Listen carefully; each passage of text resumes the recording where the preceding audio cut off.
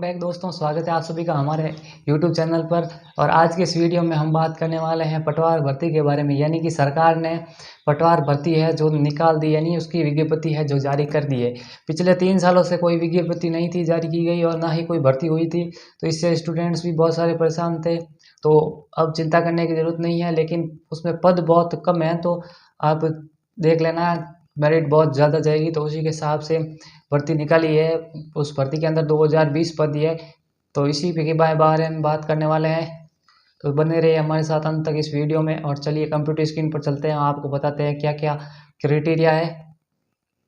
तो दोस्तों, सरकार ने पटवारी की भर्ती है जो यानी कि विज्ञप्ति है उसकी जानकारी दे दी है, वो पीडीएफ बनाकर अपलोड कर दी है। तो उसी पीडीएफ के माध्यम से हम बताने वाले हैं कि क्या क्या क्राइटेरिया है। तो सबसे पहले बात करते हैं पटवारी में कुल कितने पद है। तो दोस्तों यहाँ देख सकते हैं पटवारी में कुल 2020 पद है, यानी कि इसके अंतर्गत 2020 में अलग अलग डिपार्टमेंट में, जैसे कि गैर अनुसूचित क्षेत्र से 1733 पद है और अनुसूचित क्षेत्र से 287 पद है।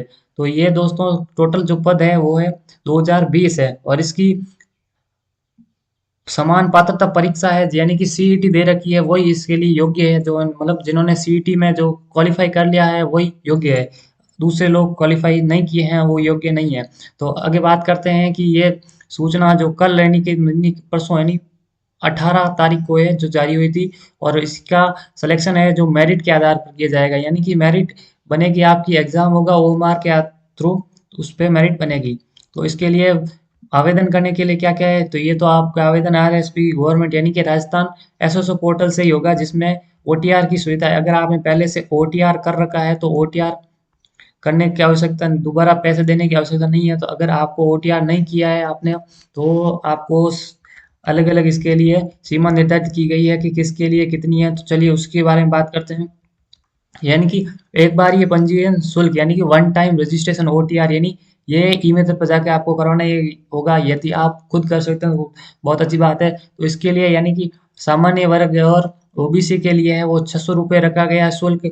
और creamy layer non creamy layer के लिए यानी कि यह 400 रुपये। और दिव्यांग जन है इसके लिए एक बार में 400 रुपये देने होंगे। अगर आपने पहले ओटीआर कर रखा है तो दोबारा पैसे देने की जरूरत नहीं है। यहाँ पे देखो नीचे साफ साफ लिखा है, एक बार ये पंजीयन शुल्क यानी ओटीआर जमा करवा चुके अभ्यर्थियों के लिए दूसरा शुल्क देय नहीं होगा। तो ये एक अच्छा नियम है कि पैसे एक बार देने पड़ेंगे, आप सभी भर्तियों का फॉर्म भर सकते हैं। तो ये थी पटवार। और ये है जो दोस्तों, ये पटवारी के जो पद है वो जिले के अनुसार है। तो ये निम्न प्रकार से है, तो ये देख सकते हैं आप। तो मैं नीचे स्क्रॉल करता हूँ और अब हमारे काम की चीज बात करते हैं उसके बारे में। तो आगे चलते हैं क्या क्या और है जो इसके अंतर्गत है। और अब बात करते हैं राष्ट्रीयता के बारे में, यानी कि वो भारत का नागरिक होना चाहिए, यानी कि वो भारत का नागरिक होना चाहिए। नेपाल या का प्रजाजन हो, या नेपाल का भी हो सकता है, भूटान का भी हो सकता है, और तिब्बत शरणार्थी भी हो सकता है, लेकिन स्थायी रूप से भारत में बसा हुआ होना चाहिए।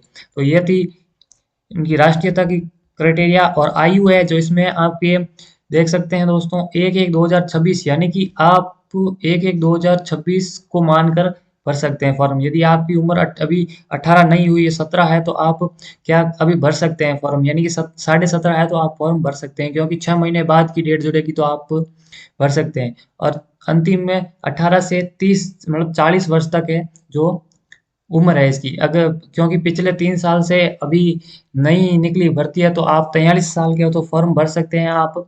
यानी कि आपकी आयु अगर 43 वर्ष हो चुकी है तो पिछले 3 वर्ष आपकी छूट दी जा रही है, क्योंकि पिछले 3 वर्षों में कोई भी भर्ती नहीं हुई है, तो जिसके अंतर्गत ये छूट दी जा रही है। और अब बात करते हैं आगे, ये प्रवेश पत्र वगैरह और कहाँ पे अप्लाई होगा, तो ये आपके होगा इसमें एसएसओ आईडी पर। एसएसओ आईडी के बारे में जानकारी चाहिए तो मैंने वीडियो बना रखा है, तो वहां जाके देख सकते हैं। अब आगे बात करते हैं। अब बात करते हैं दोस्तों सिलेबस के बारे में, यानी कि इसके अंदर सिलेबस में क्या क्या आएगा। तो सबसे पहले तो जनरल साइंस आएगी दोस्तों, फिर history, politics, geography of India, यानी भारत की भौगोलिक स्थिति, यानी भारत का भूगोल, जनरल नॉलेज, करंट अफेयर्स, ये सब आएगा आपके। अप्रोक्स इसका वेट आएगा 25, यानी कि 25 लगभग क्वेश्चन आएंगे, जिसमें से 38 ऑफ क्वेश्चन, यानी कि क्वेश्चन जितने होंगे वो 38 होंगे, और इसके टोटल मार्क्स होंगे 76, यानी कि 76 मार्क हो गया। फिर आता है geography, history, culture and polity of Rajasthan. ये सब मतलब राजस्थान की पॉलिटी, हिस्ट्री और कल्चर है, जो आएगा आपके 30 क्वेश्चन आएंगे, यानी कि 30।